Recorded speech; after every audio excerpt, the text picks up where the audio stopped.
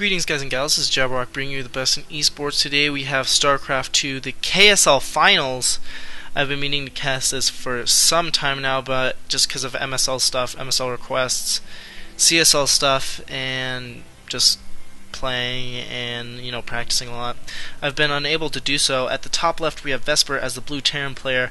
At the bottom position we have me in purple, and so this is also going to be one of those analytical, maybe that's how you call it.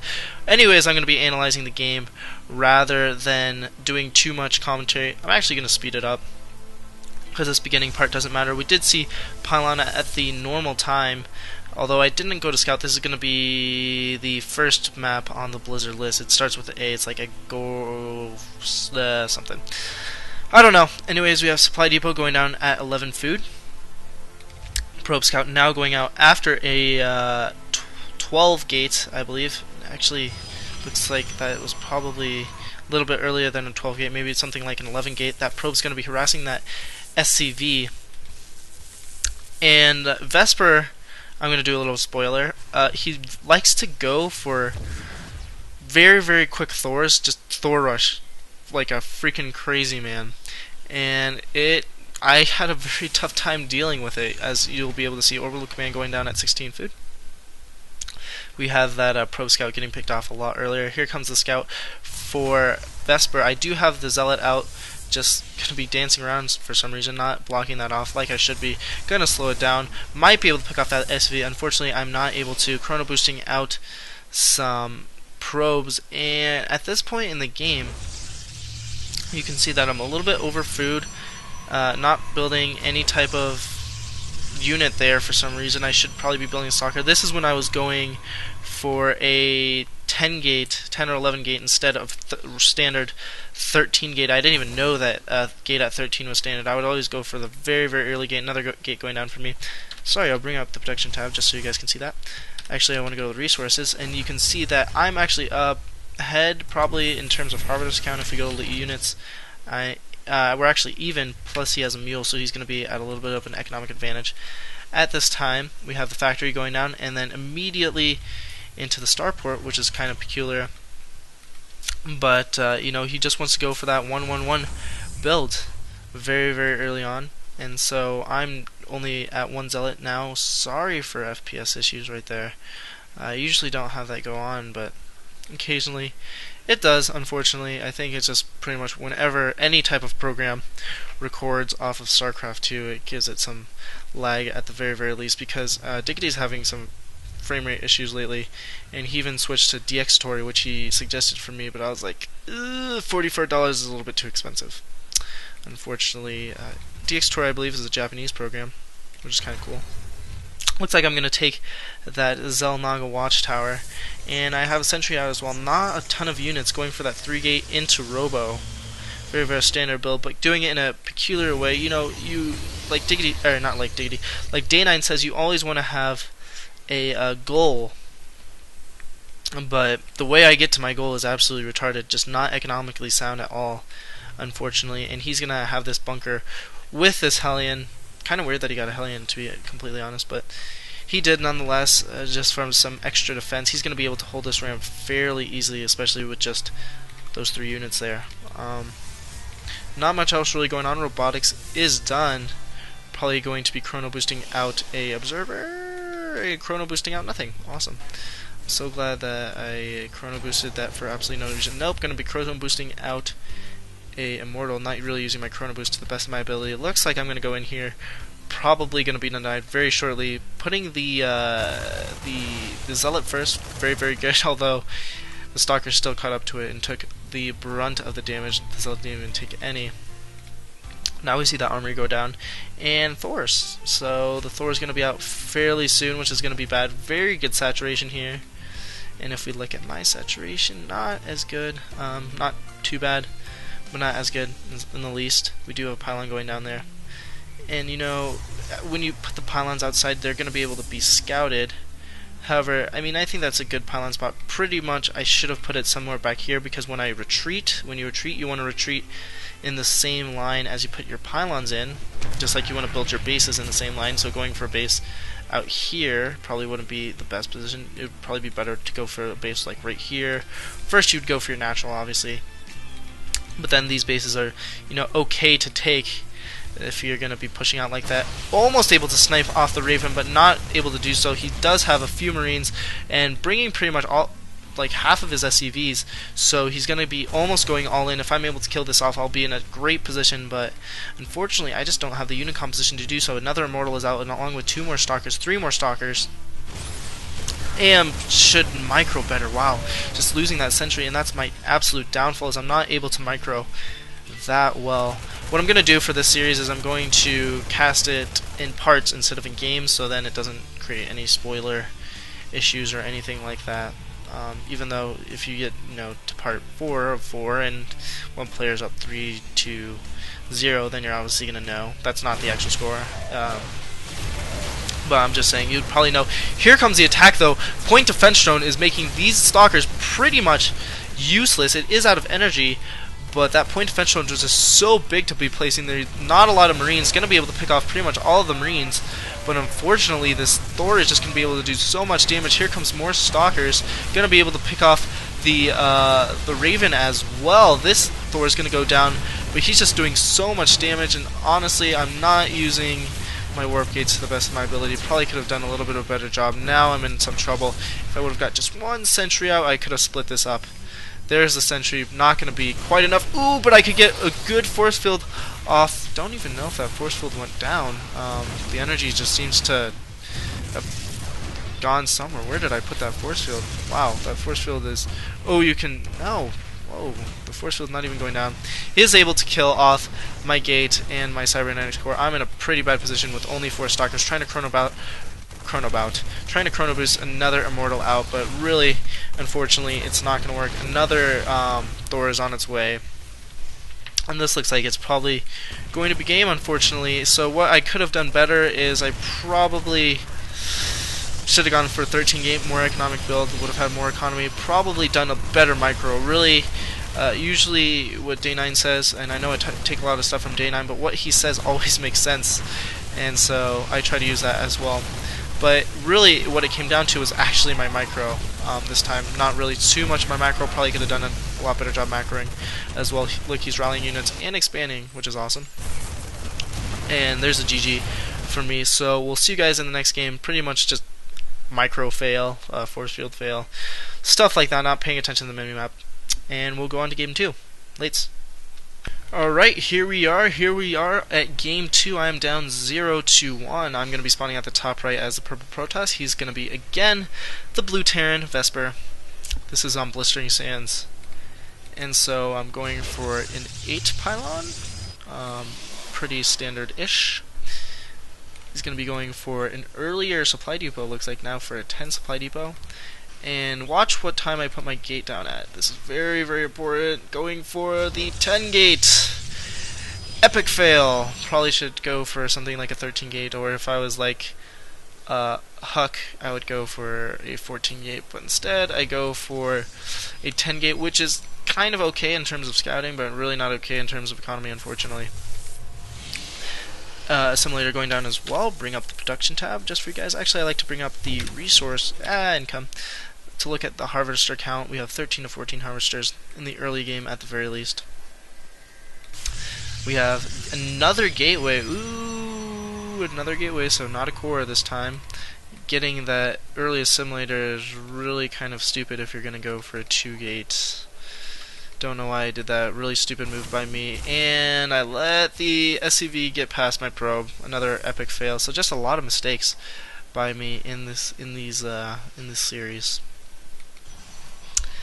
At any rate, we do see the cybernetics core going down after that second gate, which is kind of weird. But as long as I end up in the same place, I'll be pretty fine. I am able to finally pick off that SCV. Now I'll bring up the production tab. We do have a barracks down, no attachments for it as of yet. We do have the factory as well. He's building a bunker, which is a little funky, at the back. Maybe he's afraid of me coming in his back door. Oh, not funny, I know. And so Starport's going down as well.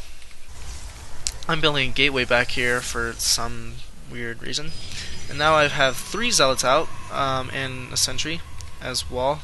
No stalkers, which is kind of unstandard in PvT play. Usually what you want to do, especially on this short-ish map, is you want to get a zealot out, chrono boost the stalker, and put on some early pressure, possibly with a probe, but instead it looks like he picks up that Zealot Watchtower, and I go mostly Zealot Sentry, unfortunately. I am going for a 3-gate build, 4-gate build actually. Almost forgot about that 4th gate. Building a pylon. This is an okay place for the pylon, because I'm going to be retreating. Remember, I'm going to be retreating along that path, so that's a very good thing to keep in mind. And I have a pretty good force here. Going to be putting on some early pressure on this bunker. Going to be doing some damage to the supply depot as well. The SCVs come off the line just a little bit late. Very good force field there. Able to take them off of that line there, and he's going to be in a ton of trouble. More stalkers morphing in. Probably should have made a few more zealots at the very least, but these stalkers are going to be able to do some damage, able to pick off this supply depot as well. And this is just a very good timing push. He actually went for a battle cruiser rush, which is super effective. I mean, battle cruisers have like freaking 550 health and do so much damage. You can see just how much damage they do, and really that's a big mistake by me, but a little bit of missed micro. Probably could have got a few easy shots off. He is building up a bunker, probably okay for the time being. It looks like I'm going for my expansion, putting on some pressure while I'm expanding. That's always good. Kudos to me. And he just a little bit of missed micro. These others are going to go right underneath and going to be able to take it down all of those SCVs. And even if this battle cruiser would have been able to kill off my units, it wouldn't have mattered really, just because I killed so many SCVs. I was getting up my expansion, and I had these 4 gateways. So that's game. It's tied up 1-1, and we'll go into game 3. Lates. Alright, so now we are at game 3. This is going to be a fun one, because I remember, obviously because I played. I'm going to be at the top right as Protoss. At the bottom left, we have Vesper. In blue as the Terran player. This is the KSL Finals. Again, I'm going to go for this weird 10-gate, and I'm speeding it up just so it doesn't last super long. I don't want this video. I'm going to split it up into parts, but at the same time I don't want it to be super long, and really you don't lose anything by going ×2 speed. Probably slow it down during the battles, but regardless, it'll be a fun cast to do. And so now we're tied up 1-1. This is on Steps War. Very short distance between these two maps. Unlike the CSL map I just played, Fighting Spirit is freakishly huge. I actually lost that match, but we actually won against the University of Pennsylvania, which was pretty awesome. So now we're like 2-7. Not the worst team. I think U of Penn is, actually, to be honest. No, Utah something is actually Utah State Valley, something like that. Anyways, this SCV scout's going to get in, and he sees the double gateway. So that usually means that you're going for a Zealot Rush, especially with no gas. That's exactly what that means, because that's the build that I was going for. Saving up my Chrono Boost a little bit. Chrono Boosting for some Zealots. He does see those gateways being Chrono Boost, so now he's well aware that Zealots are coming into the base. Building a factory, but also getting some bunkers up as well to defend against this. Very, very smart move on his part. He's only got 2 Marines out, but they're going to be able to do some damage. Unable to repair. He's building bunkers behind all this structure. He's not going to be able to repair any of this, but one of my Zealots goes down, and it's really just so good because he's able to repair this, and I'm only able to get 2 Zealots on at one time. I am able to destroy that bunker, though. Very nice job there. Probably could have kept pushing in, but he's got his units in his bunkers, and so I retreat. And I also probably could have done a lot better job of rallying my forces, as well as building up stuff while I'm attacking. You know, I would need to work on macro, micro. I think that's the hardest part of Starcraft, definitely, is just knowing when to macro, micro. And honestly, I thought that he was going to move out, so what I did, I was like hide my forces, so when he came in, I'd come in from behind and try to get him that way. But really, I got to remember that he put up so many bunkers and he lost supply depots that he's really not going to have the amount of force that he actually needs. He's going to be able to salvage these, of course, but he's not going to have the force that he needs by any means. Going for a pre-igniter, which is a little bit weird. Sorry, I always forget about the production tab. There it goes. And so just going for a mass Marine Hellion esque army, and it looks like he's going for a Thor again, and I hate these Thors so much, man. You have no idea. My expansion is up, so I'm a little bit ahead economically. You can see, actually, he's pretty even with those. I'm up in Harvesters, but here comes a little bit of battle, trying to get through, unable to do so. I'm able to pick off all these Hellions. Sweet. But the fact of the matter is these mules are just so good at helping out. He is canceling one of those bunkers at the very least, has the command center down, building another bunker at his front.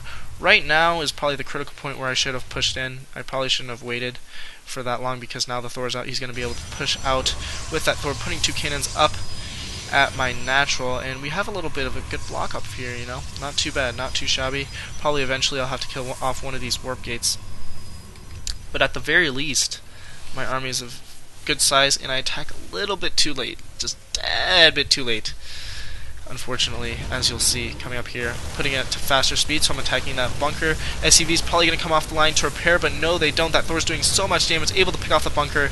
Gonna probably be able to pick off some of the Marines, but no, I back up, and now he's got 2 Thors out, and I see this, right? Well, oops, fail. Well, I think I saw the Thors, at the very least. So that's gonna be that, and those Thors, man, they just do so much damage. What's really gonna come down to these 2 sentries, not that Stalker, but the 2 sentries, to make sure that I can force field that Thor and force field those SCVs away from that Thor. More importantly, we do have Blink being researched as well as Weapons 1 almost done, which is gonna help me a lot. And Day 9 says to go for actually ground armor before you go for weapons, because with the Guardian Shield it takes a Marine like 50 hits to kill off a Zealot or a Stalker, which is a ridiculous amount. So next, you know, keep that in mind to go against Terran. If you're going to play against Terran and use Guardian Shield, it's going to be very, very hard for them to pretty much kill you if you have that +1 ground armor. Blink almost being researched, pretty good at the main. He's a little more mine now, but pretty much even, pretty much the same. That mule, if we look at the income, he is getting stem. Income's pretty much the same. He's actually getting more gas than I am, because I don't think I have both geysers up and running. Well, I do. Yeah, I failed and didn't put people on that geyser. Looks like I'm coming around for a roundabout attack here, and at this moment, if I'm able to snipe off these 2 Thors, that's going to be absolutely huge. What I should do, force field there, force field there, and maybe one more force field there. But it looks like I'm not going in. I do have 4 sentries, so that's definitely enough to where I could use 3 force fields, and also have a Guardian Shield. Now there's 3 Thors out. This is going to be pretty formidable force. I still think that I could take this, especially just warping in more Zealots. Really should probably get some charge, or at the very least go for higher tech or more gates, because right now, see, you can see that even after I morph them out, I still have a ton of minerals left. And ooh, should have gone in for the snipe, should have used force fields better, but unfortunately I did not. Just moving in, trying to pick off these Thors as fast as I can. Should have used the force field right there. That would have been so much better than trying to do this, but I am actually able to pick off those Thors. Going to have to back up though, and it looks like I'm going in for an all-out attack. These SCVs mass repairing that bunker, going to be unable to do so. Should have put a force field there. Man, I'm just failing all over the place with these force fields, doing a ton of damage. Going to possibly be able to pick off that Raven as well, and force field, epic fail. Just absolute epic. Force field.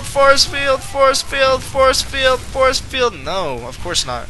Of course I wouldn't force field there. I mean, really, and people underestimate how important force fields are. Force fields are like in Brood War, where you didn't block off or something, you'd absolutely just lose the game. That's how important force fields are. And I know people try to downplay stuff, and people are like, no, that's not the reason you lost. That's pretty much the reason I lost. If I would have placed my force fields the slightest bit better, I probably would have won that game. I'm not gonna lie. I would have been able to pick off this orbital command, back up.